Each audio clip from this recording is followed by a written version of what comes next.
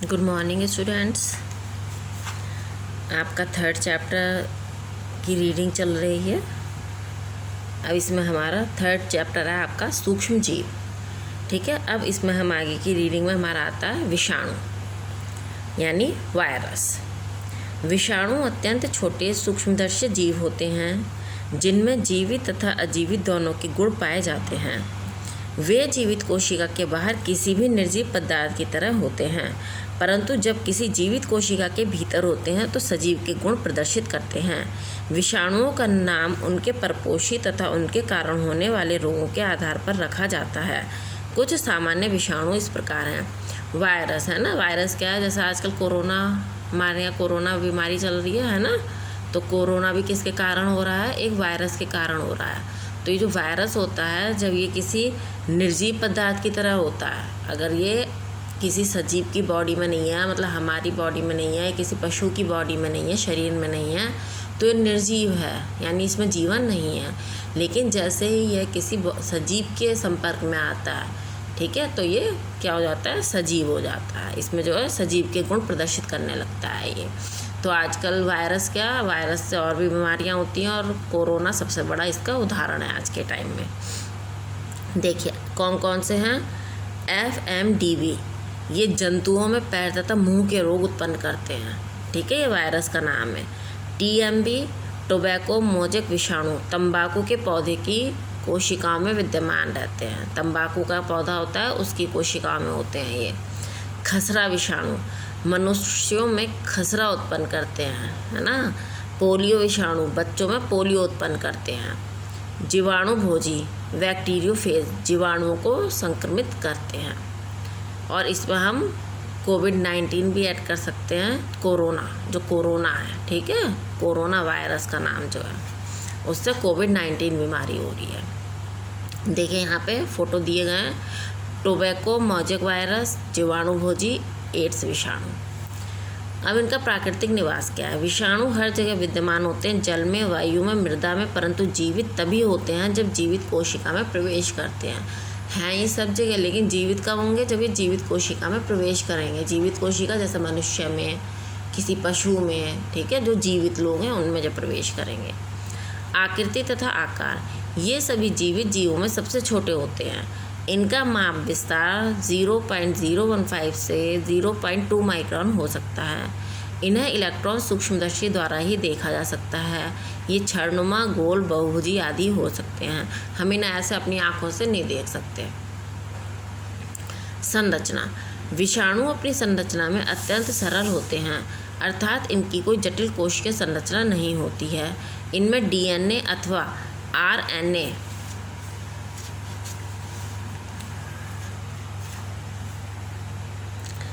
आनुवांशिक तत्व का एक क्रोड होता है जो प्रोटीन के सुरक्षात्मक आवरण से ढका रहता है।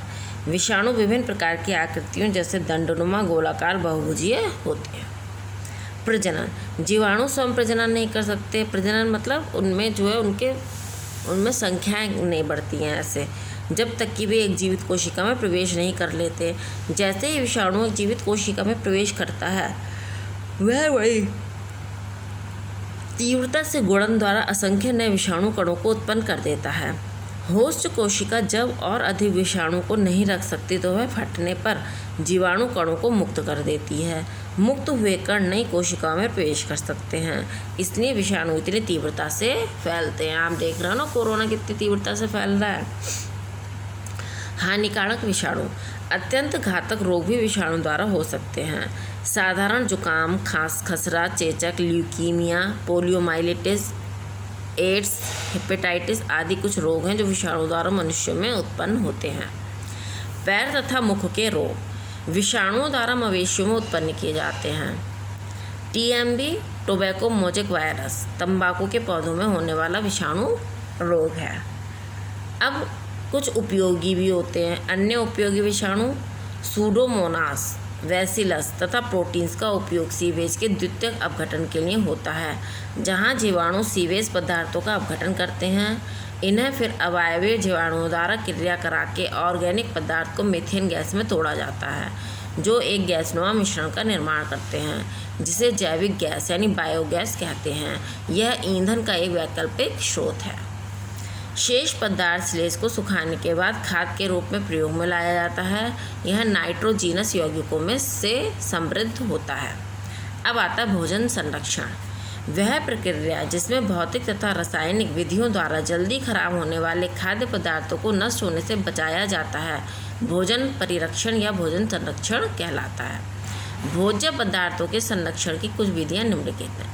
हमारा खाना जो है, ठीक है, उसको जल्दी खराब होने से बचाने के लिए करा जाता है, तो उसको क्या कहते हैं? भोजन परिरक्षण या भोजन संरक्षण। देखिए क्या क्या है, कैसे बचा सकते हैं। शीतलन द्वारा पके हुए भोजन, दूध तथा दूध उत्पाद, सब्जियों, फलों आदि को निम्न तापमान पर फ्रिज या डीप फ्रीजर में रखने से उन्हें खराब होने से बचाया जा सकता है। न्यून तापमान खाद्य पदार्थों को सड़ने अथवा नष्ट होने से बचाता है, क्योंकि न्यून तापमान जीवाणुओं की वृद्धि को कम कर देता है और भोजन में उपस्थित एंजाइमों की क्रियाओं को अक्रिय कर देता है। ठीक है, यानी आप उसको ठंडे में रखें। निर्जलीकरण द्वारा फलों एवं सब्जियों से जल को अलग करने की प्रक्रिया को निर्जलीकरण कहते हैं। निर्जलीकरण द्वारा खाद्य पदार्थों में नमी की मात्रा कम हो जाती है, जिससे भोजन को नष्ट करने वाले सूक्ष्म जीवों की वृद्धि में कमी हो जाती है। निर्जलीकरण की क्रिया धूप अथवा धुएं में सुखाकर हो सकती है। कुछ खाद्य पदार्थों जिन्हें निर्जलीकरण द्वारा परिरक्षित किया जा सकता है इस प्रकार हैं।